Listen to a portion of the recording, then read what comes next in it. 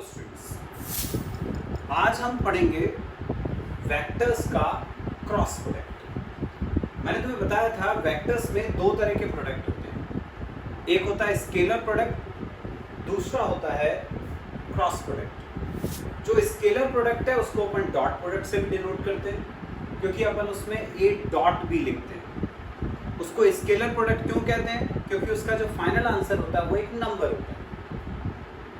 ये है cross product, इसी को हम वेक्टर प्रोडक्ट भी बोलते हैं। डॉट वाले को स्केलर बोला था, इसको वेक्टर प्रोडक्ट भी बोलते हैं। नाम से ही पता चल रहा है वेक्टर प्रोडक्ट है, मतलब इसमें जो फाइनल आंसर आएगा वो वेक्टर फॉर्म में आएगा।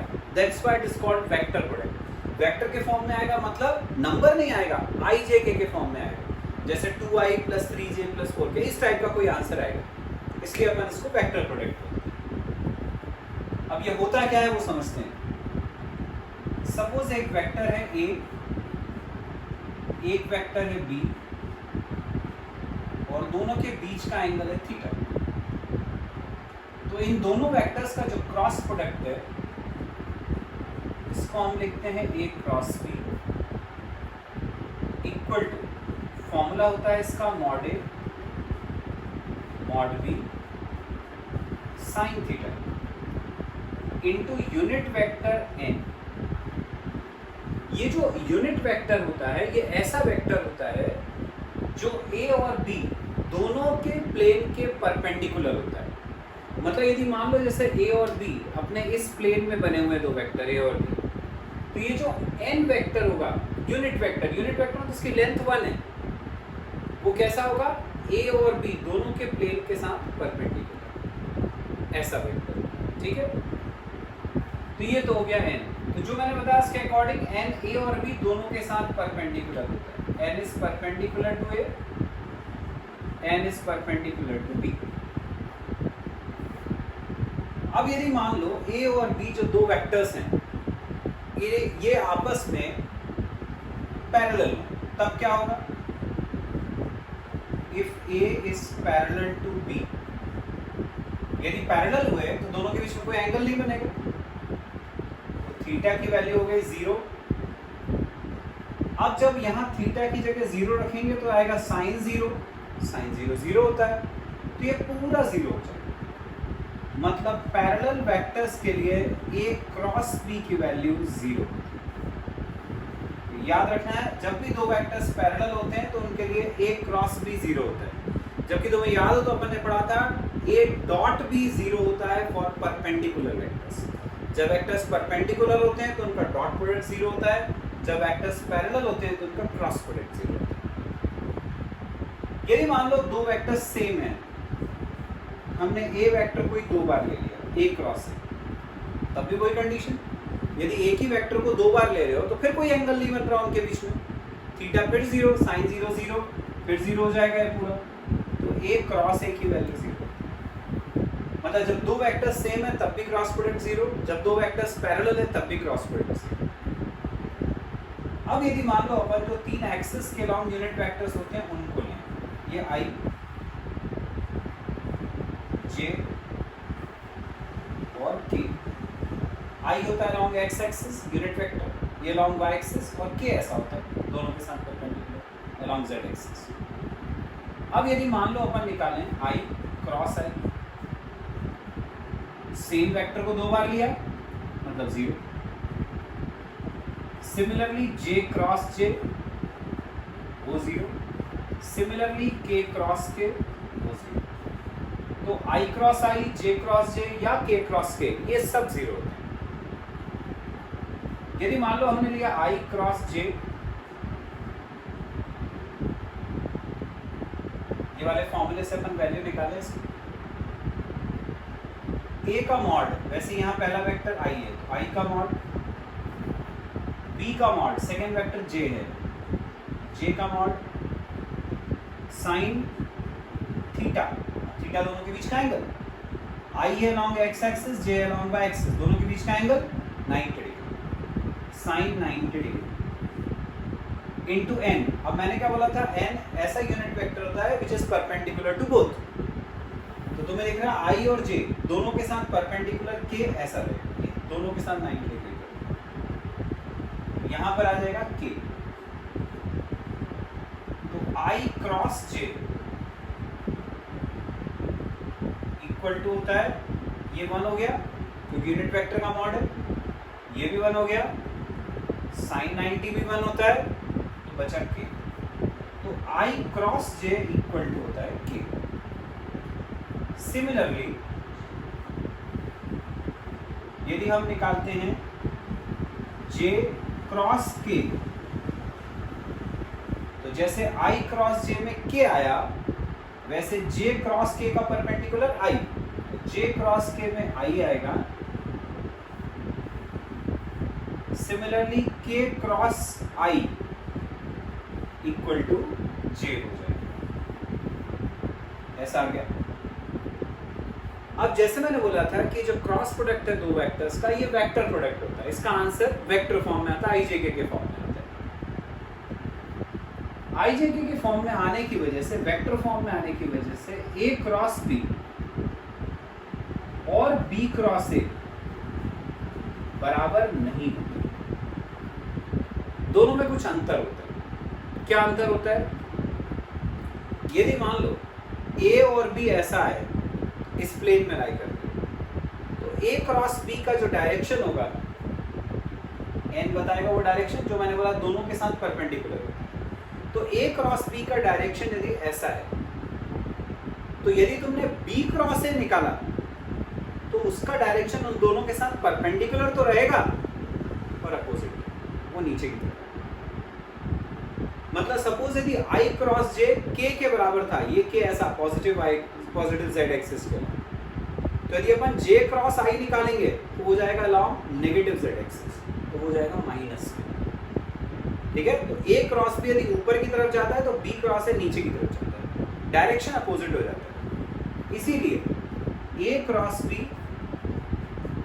और बी क्रॉस ए दोनों में माइनस साइन का डिफरेंस होगा। A cross B equal to होता है minus B cross.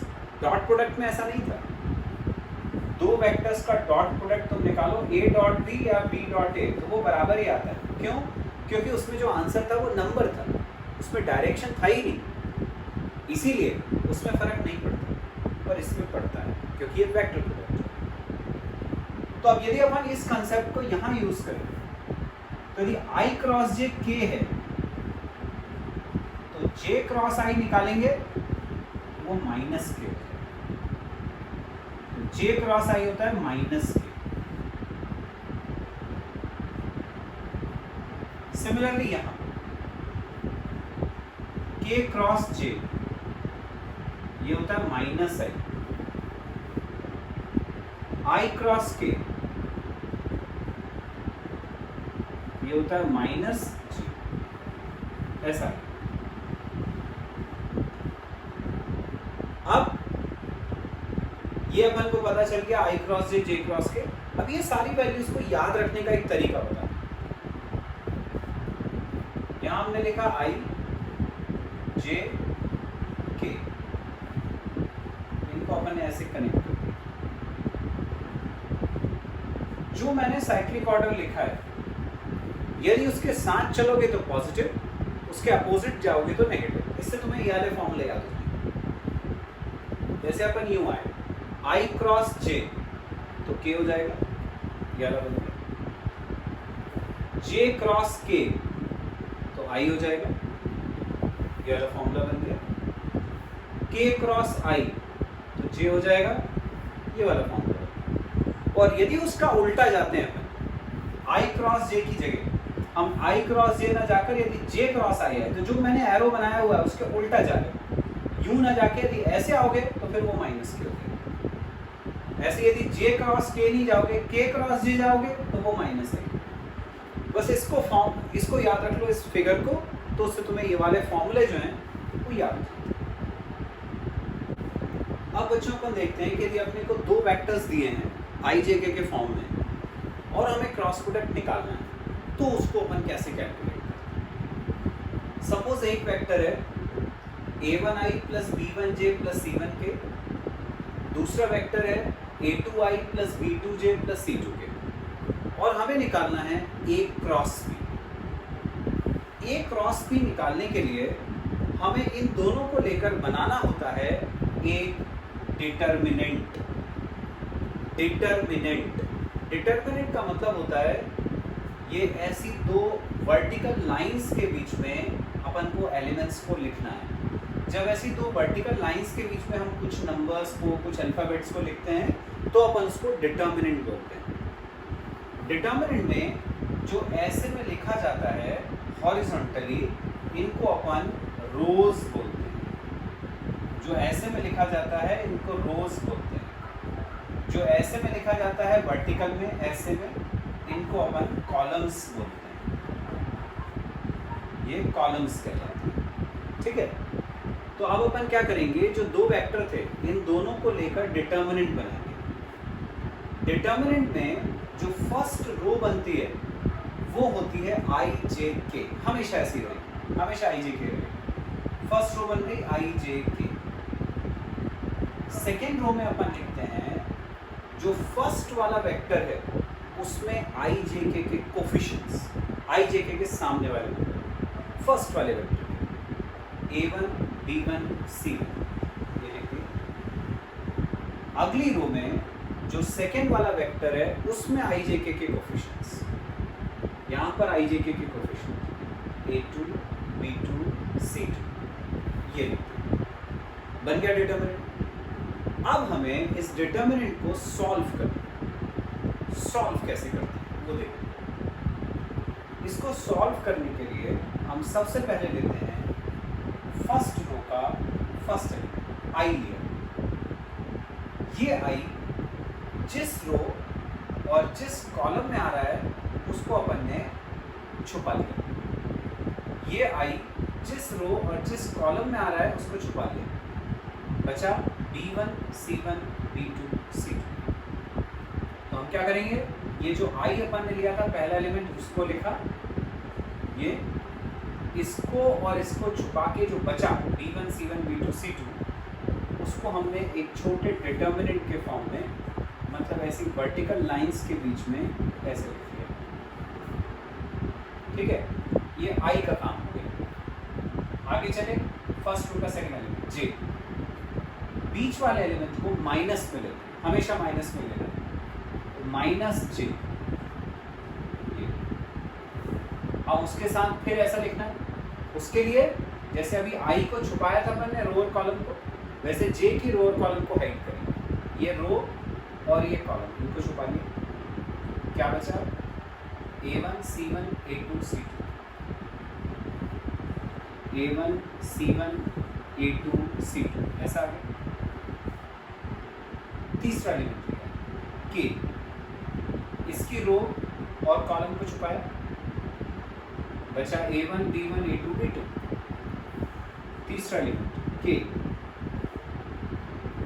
a1 b1 a2 b2, a1 b1 a2 b2।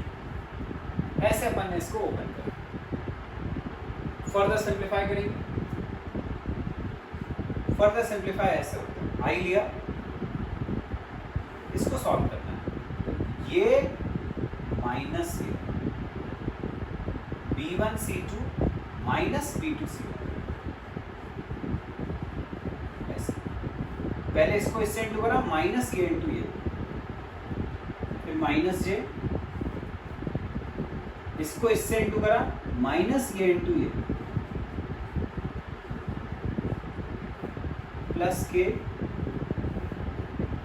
इसको इससे इंटू करा, माइनस ये इंटू ये,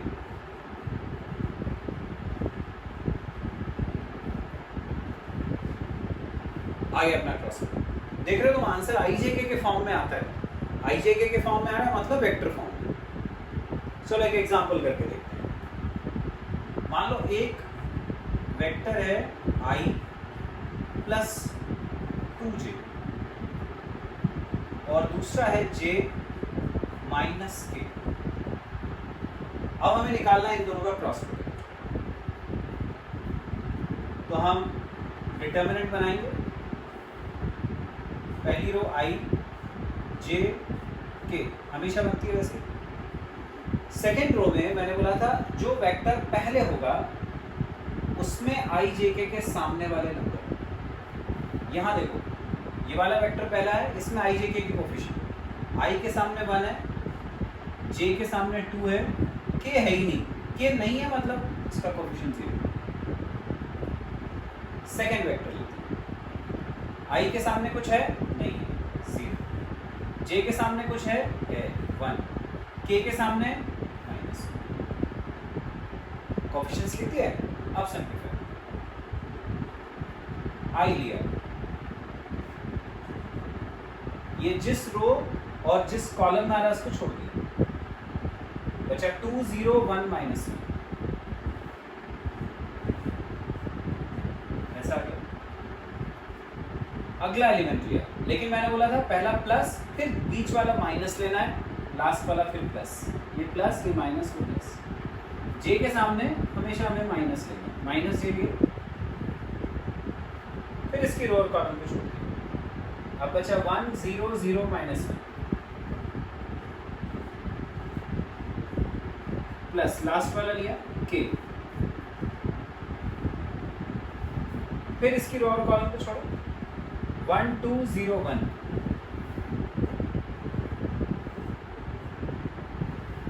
आप सिंप्लीफाई करते हैं इसको, ये हो गया आई, पहले इसको इंटू करना है माइनस ये, -2 -0 माइनस जे,